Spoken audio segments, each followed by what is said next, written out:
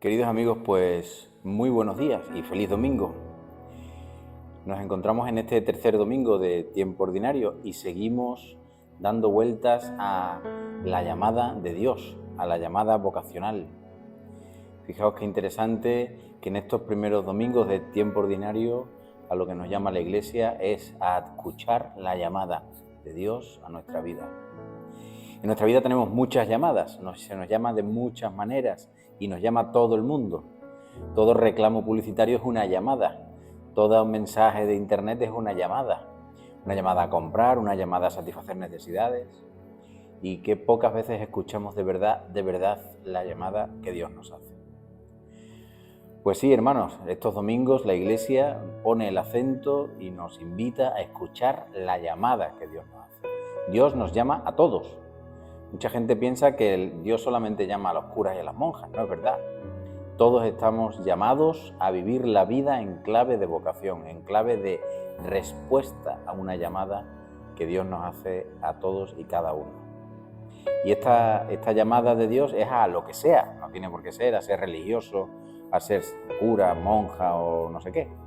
No, la llamada es a la felicidad, a desarrollar tu vida, a jugar la mejor partida que puedas jugar con las cartas que tienes. Esta es la llamada de Dios, es decir, a vivir tu vida en plenitud. Y fijaos que Dios siempre llama y llama a todos. Eso sí que no lo podemos dudar. Podremos dudar de nuestra respuesta, podremos dudar de nuestras limitaciones a la hora de responder a esa llamada, pero no de la llamada de Dios. Mirad, si el domingo pasado la llamada era a ir y a ver, decía el Señor, venid y veréis. En este domingo lo que nos dice el Señor es, venid conmigo y os haré pescadores de hombres. Ya nos está diciendo una cosita más. No solamente nos está diciendo, venid y veréis, así, en general. Nos está diciendo, venid conmigo para una cosa muy concreta, para haceros pescadores de hombres.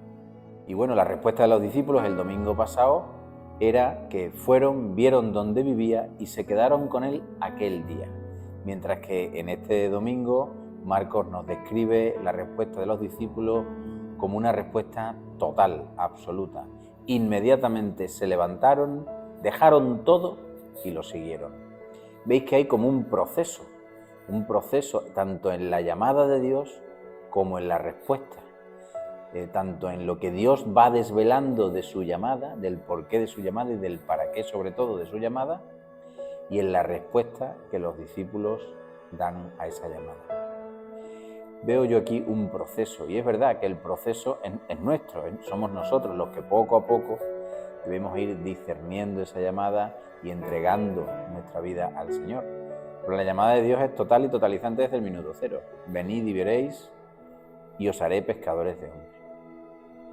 Él no duda, Dios no duda nunca de que te quiere en su bando, te quiere en su barca.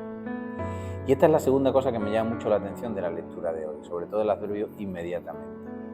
¿Cómo fue esa respuesta de los discípulos en el Evangelio de Marcos? Dice el Evangelio que inmediatamente los siguieron. ¿Qué significa inmediatamente?